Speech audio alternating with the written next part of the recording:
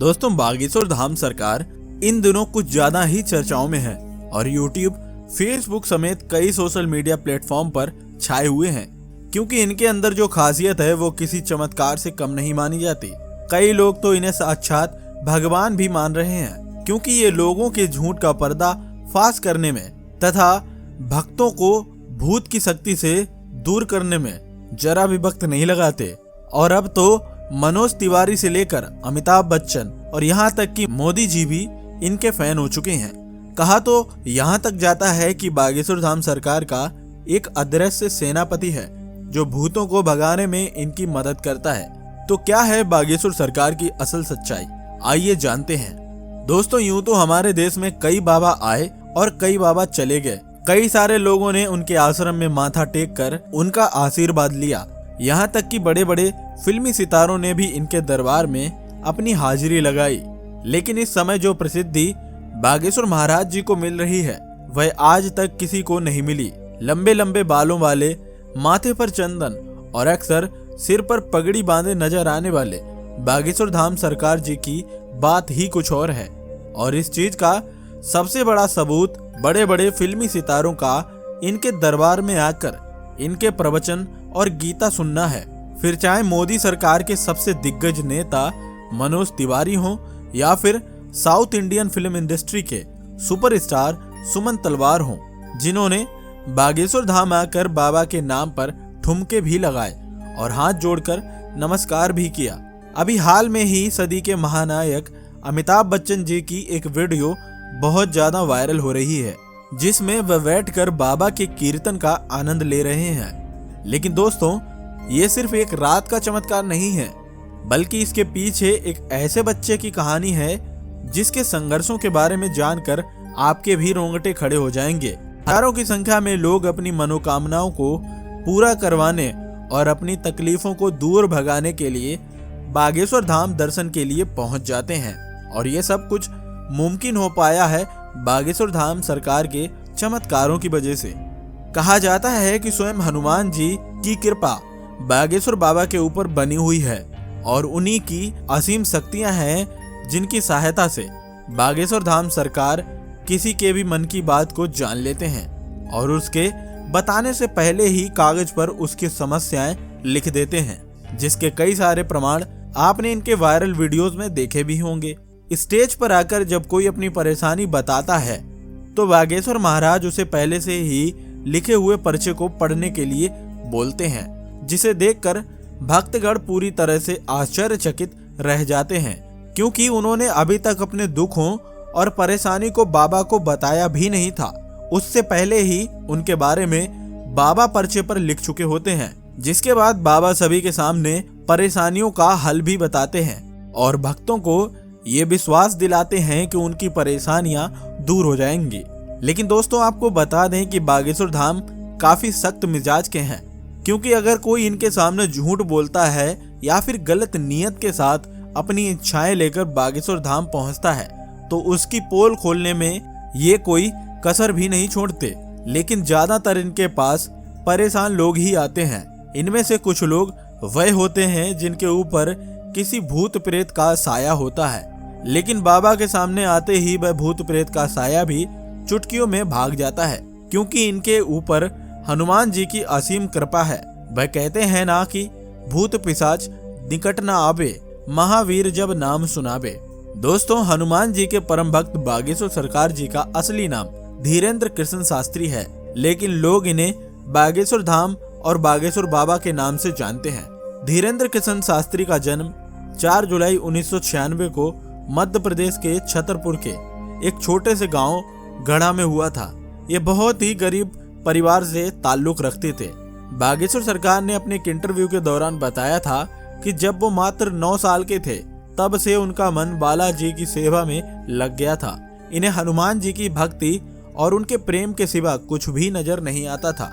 बागेश्वर महाराज जी का कहना है कि हनुमान जी की भक्ति और उनकी कड़ी साधना का ही परिणाम है कि उन्हें ऐसी सिद्धियां प्राप्त हुई हैं जिनकी वजह से वे लोगों की सहायता कर पाते हैं।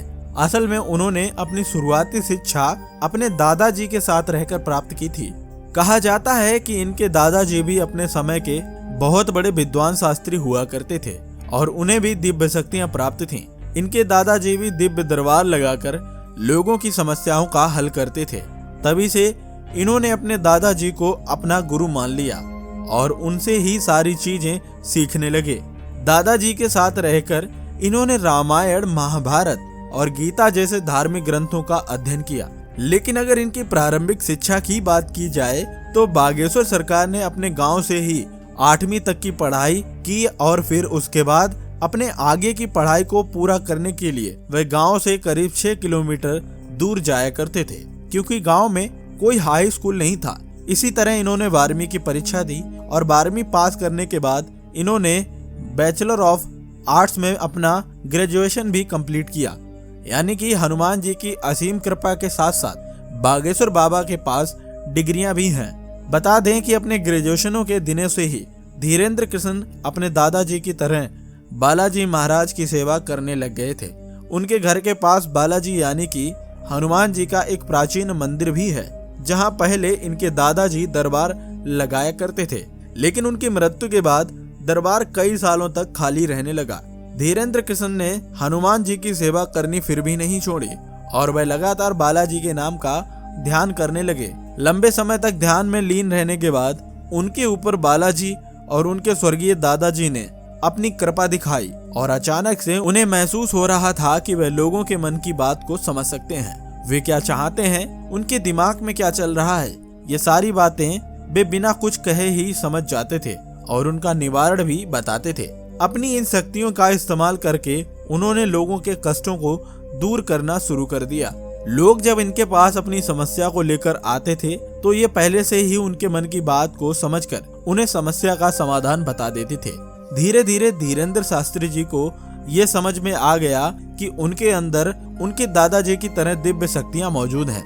तब जाकर उन्होंने अपना दरबार लगाना शुरू किया और यहीं से धीरेन्द्र कृष्ण शास्त्री बागेश्वर बाबा के नाम से फेमस हो गए। मंगलवार और शनिवार को अपना धाम लगाकर ये भक्तों के दुखों का निवारण करते हैं। जिनकी अर्जी लगती है उन्हें बागेश्वर धाम अपने पास बुला लेते हैं और उसकी समस्या को उसके बिना कुछ बोले ही सवाल और सवालों का हल एक पर्ची में लिख देते हैं, जिससे लोगों का विश्वास बागेश्वर धाम पर और भी ज्यादा बढ़ने लगा है। आप ये जानकर हैरान रह जाएंगे कि बागेश्वर सरकार ने केवल भारत में ही नहीं बल्कि पूरी दुनिया में अपने दरबार लगाए हैं और लाखों की भीड़ इकट्ठा करके उनके दुखों का निवारण भी किया है। कुछ लोग तो इन्हें साक्षात भगवान का दर्जा भी देते हैं। हालांकि कुछ महिलाएं ऐसी भी हैं जो बागेश्वर सरकार की खूबसूरती को देखकर उनके ऊपर अपना दिल हार बैठती हैं और उनकी बातें और उनको एक नजर देखने के लिए उनके धाम तक पहुंच जाती हैं। लेकिन अपने सख्त मिजाज के लिए मशहूर बागेश्वर बाबा का ध्यान इस तरह की चीजों पर बिल्कुल नहीं जाता।